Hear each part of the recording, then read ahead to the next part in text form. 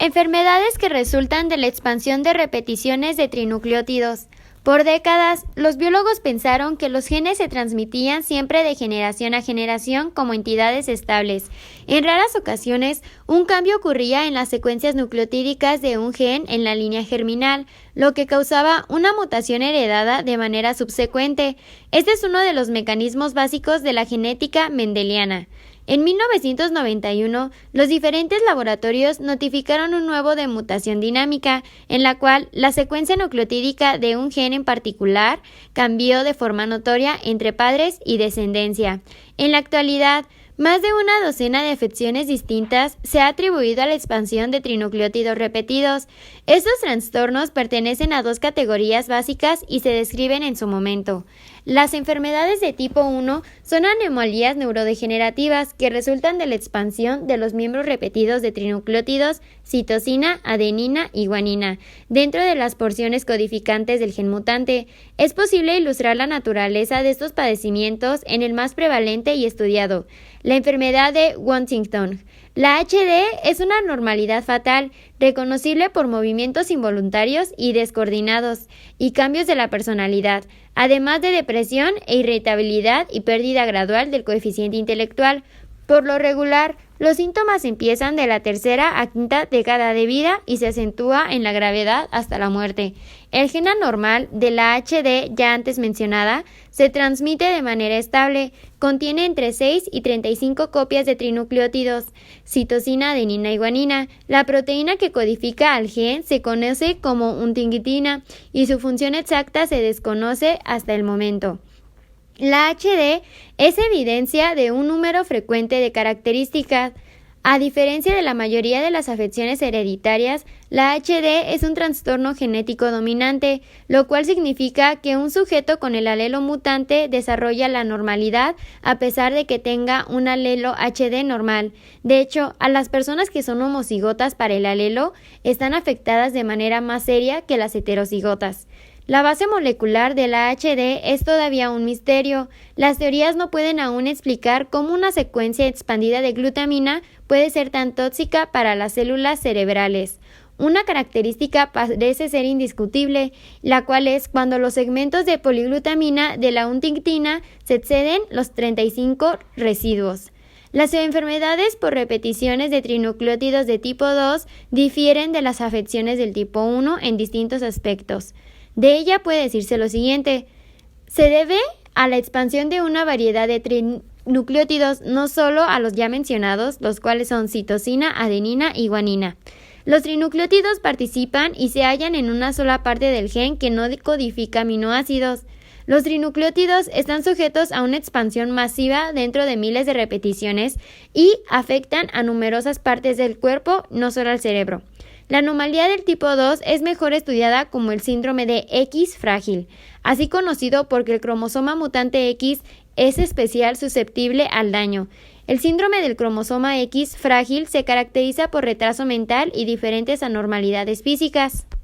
El trastorno es consecutivo a una mutación dinámica de un gen conocido como FMR1. Este codifica a una proteína unida al parecer a ciertos RNA mensajeros que intervienen en el desarrollo neuronal o la función sináptica. La estabilidad del genoma. Debido a que el ADN es el material genético, hay cierta propensión a imaginarlo como una molécula de almacenamiento de información que cambia durante largos periodos. La secuencia del genoma es capaz de sufrir un cambio rápido. Duplicación completa del genoma. Poliploidización. Los guisantes y las moscas de la fruta poseen pares de cromosomas homólogos en cada una de sus células. Se dice que estas células tienen un número diploide de cromosomas. Si se compara el número de cromosomas de organismos muy vinculados, se advierte que unas especies tienen mucho más cromosomas. Estos tipos de discrepancias pueden explicarse por un proceso conocido como duplicación completa del genoma o poliploidización. La poliploidización es un suceso en el cual se produce una descendencia que tiene 2 veces el número de cromosomas en cada célula que sus padres diploides. La descendencia tiene 4 homólogos de cada cromosoma en lugar de 2. Ocurre de 2 formas. 1.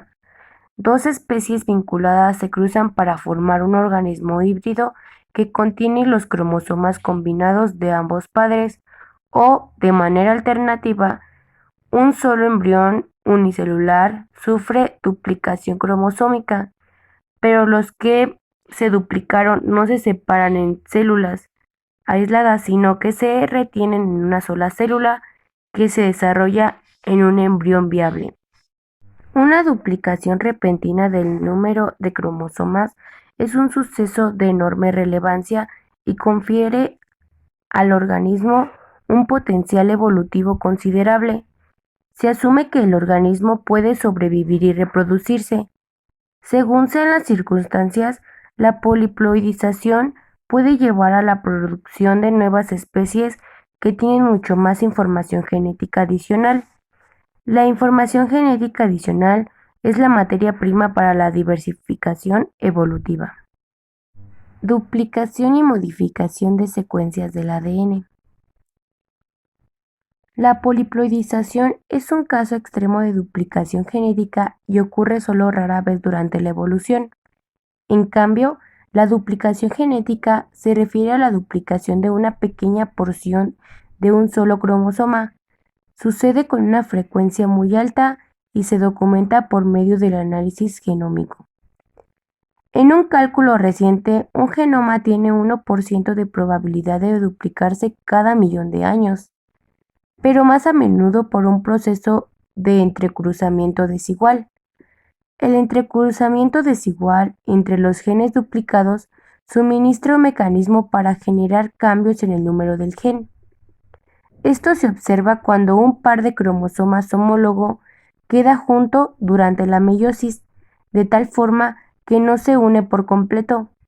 Como resultado de esta mala unión, el intercambio genético entre los homólogos da lugar a que un cromosoma adquiera un segmento adicional del ADN y otro cromosoma lo pierda. Las dos copias del gen pueden sufrir mutaciones favorables que permiten a la copia adicional adquirir una nueva función. De un individuo a otro. A finales de 1960, diferentes laboratorios descubrieron que ciertas secuencias de ADN en las bacterias se movían de un lugar a otro en el genoma.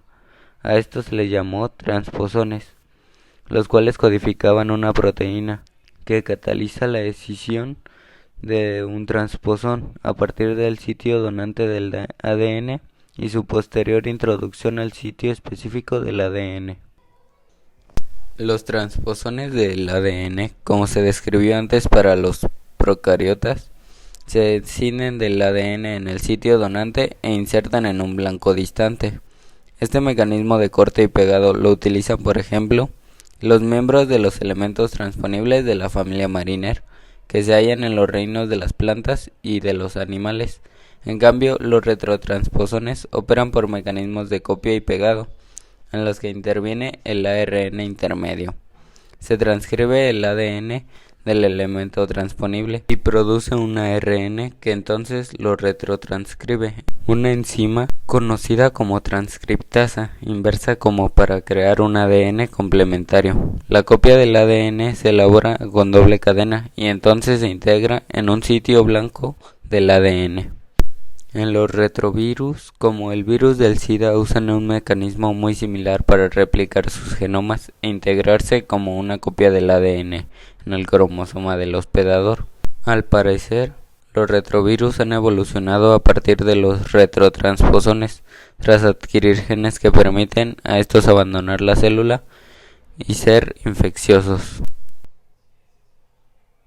Muchos investigadores que estudian la transposición piensan que los elementos transponibles son de manera primaria.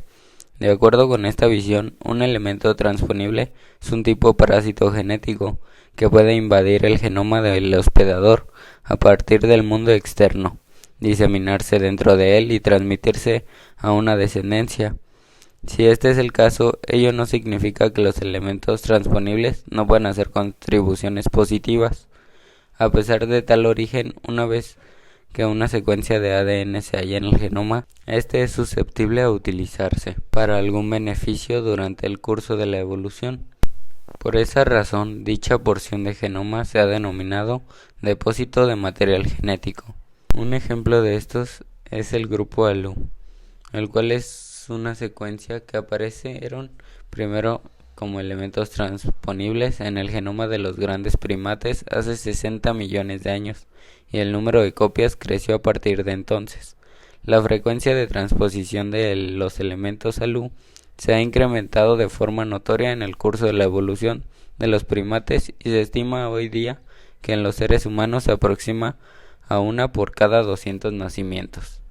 Existen diferentes mecanismos posibles por los cuales los elementos transponibles pudieron intervenir en la evolución adaptativa.